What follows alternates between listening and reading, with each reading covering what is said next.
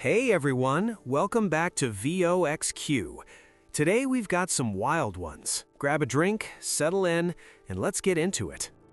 Quick note, names are changed for privacy. Alright, first story.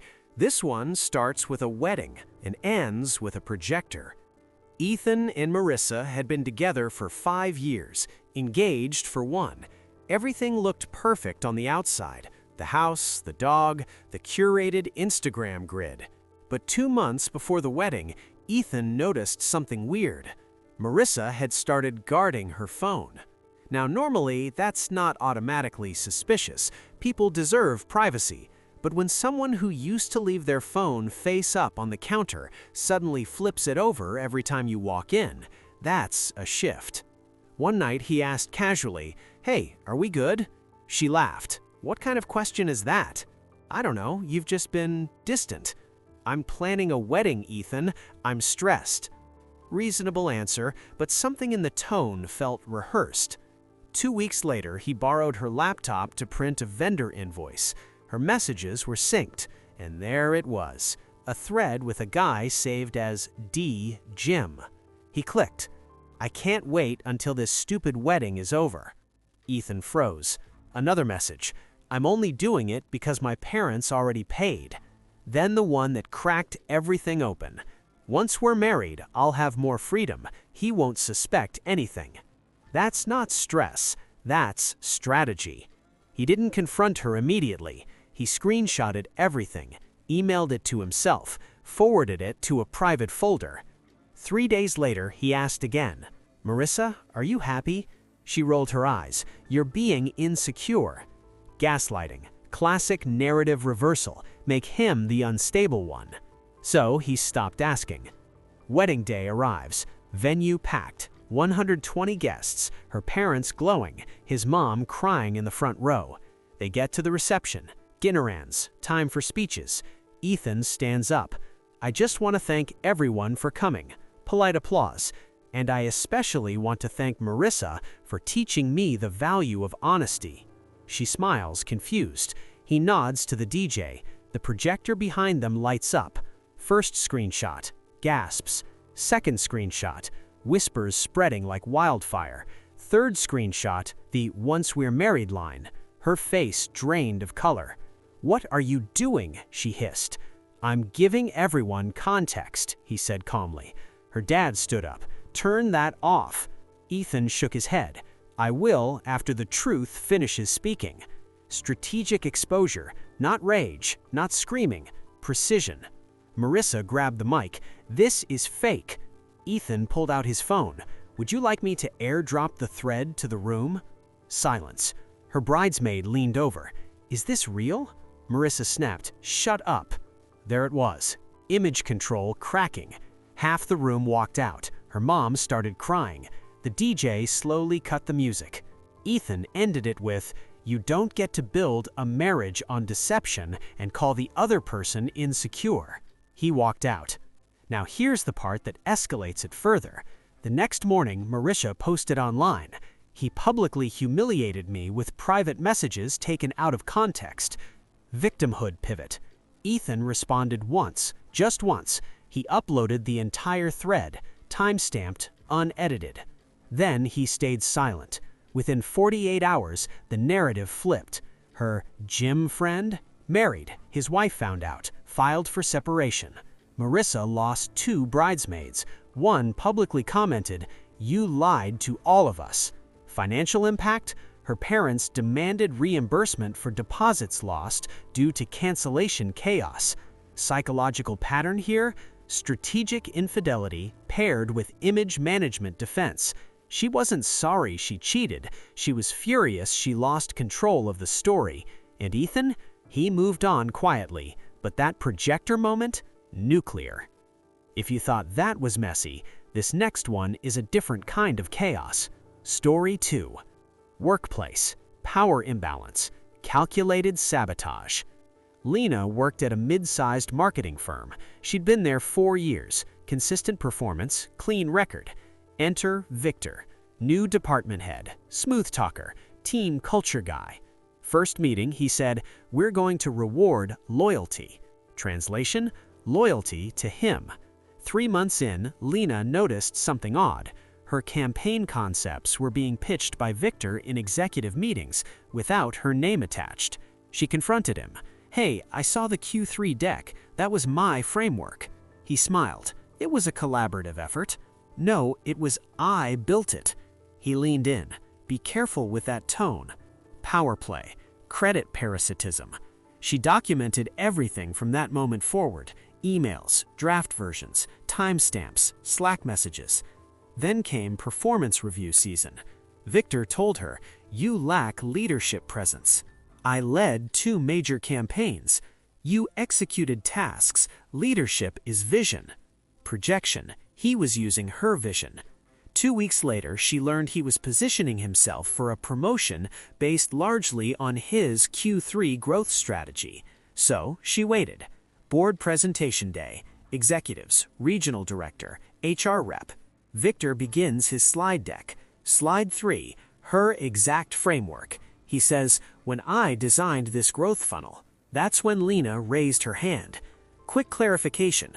Would you like to pull up the original draft from March 14th, the one in my name?" Room shifts. Victor laughs nervously. "What's this about?" She connects her laptop. Email thread on screen. Subject line: Lena growth funnel draft. Attachments visible. Metadata intact. She continues. "Here's the Slack message where you said, 'This is strong. I'll refine it for exec language.'" Silence.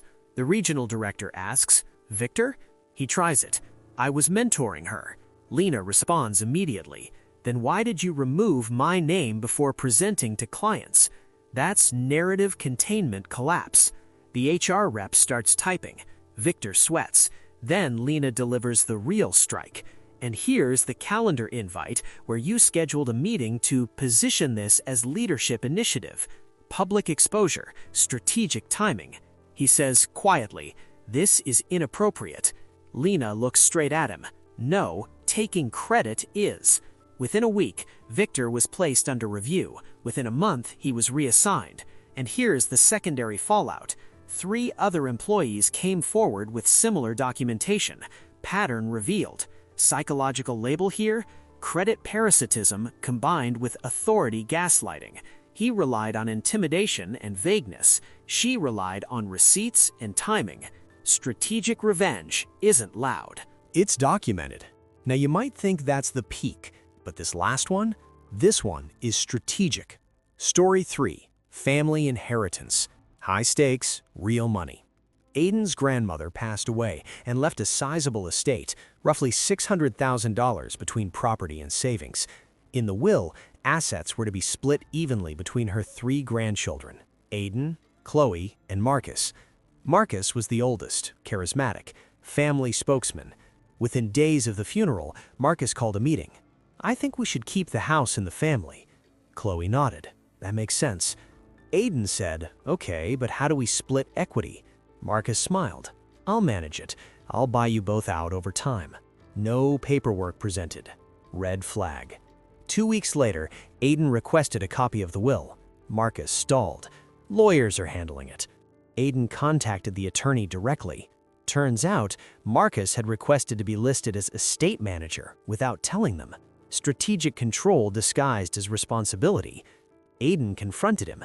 "Why are you trying to manage everything?" "I'm protecting the family." "By excluding us? You're being paranoid." Gaslighting again. So Aiden hired his own lawyer. Audit revealed Marcus had already transferred $40,000 labeled maintenance and processing. Unapproved.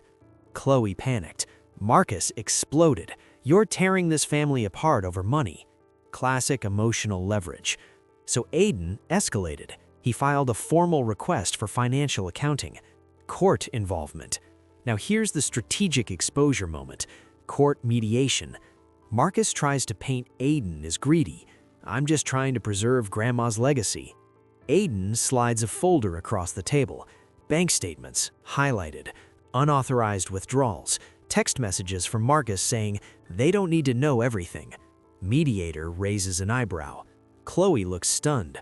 Marcus mutters, "That's out of context." There it is again. But the numbers don't lie. Judge orders full forensic audit. Outcome? Marcus removed as estate manager, required to repay funds with penalty. Property sold, proceeds split equally. But here's the long-term fallout. Marcus attempted to spin the story to extended family. Aiden sent one group email. Attached, court ruling. No commentary, just facts. Reputation damage? Permanent. Family split? Inevitable. Psychological pattern? Control disguised as stewardship. Financial manipulation paired with narrative victimhood. He wasn't trying to protect legacy, he was trying to consolidate power. And when exposed, he leaned into family unity rhetoric. Strategic revenge exposure doesn't scream. It waits, it documents, it times. Now let's break this down. Across all three stories, the shared theme isn't revenge. It's control over narrative. Marissa tried to control the image of a perfect bride while planning an exit strategy.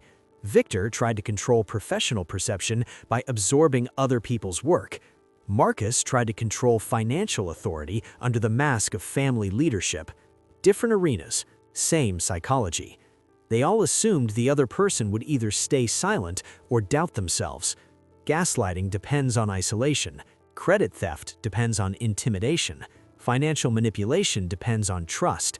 And what collapsed each situation?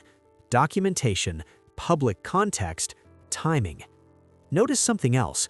None of the people exposing the truth lashed out impulsively. They waited. They gathered proof. They chose the moment. That's what makes it heavy. Because once the receipts surface, the power imbalance flips instantly. Now here's the question. In story 1, was the wedding exposure too far? In story 2, should Lena have handled it privately? In story 3, did Aiden escalate too quickly to court? Or was strategic exposure the only language these people understood? Because here's the uncomfortable truth. Sometimes confrontation doesn't work. Sometimes calm conversation just feeds the manipulation. And when someone builds their advantage on secrecy, exposure becomes leverage. This is VoxQueue, and around here, we don't just read the drama, we break it down. I want to know who crossed the line the most. Drop your take below. I read all of them. I'll see you in the next one.